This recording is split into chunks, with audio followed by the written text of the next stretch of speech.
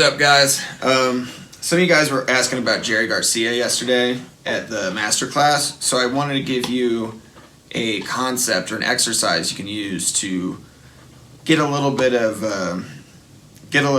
what he's got going on in your playing. So one thing he utilizes that he got from jazz players like John Coltrane and that whole school is something called chromatic enclosures. I know that sounds really complex, but it's actually pretty simple. So I was doing a little bit there when I was noodling at the top of the video. But what you're going to do is we're going to use the sound of E mixed Lydian. So it's like your E7 chord. And we're going to take the third, the fifth, the seventh, the flatted seventh, and the root, and we're going to enclose those notes by playing a note a half step above and then a half step below than the target note. So it'll sound something like.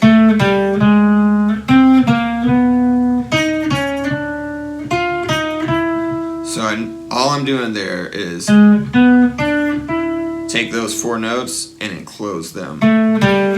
So that would be if you're on the D string here, if you're going to enclose the third and you're playing an E7 sound. If you're in standard tuning, it'll be 7th fret, 5th fret, 6th fret. And then if you're going to go slide up to the 5th and enclose that, it'll be 10th fret, 8th fret, 9th fret. And you can kind of just throw those in. I mean, it sounds like an exercise if you're going to go, which is cool, do that so you can find these notes on the fretboard. And I'm in open D tuning, so they're probably in a different spot than what you're using, but so find those notes and then try to put them into a phrase. So if you're just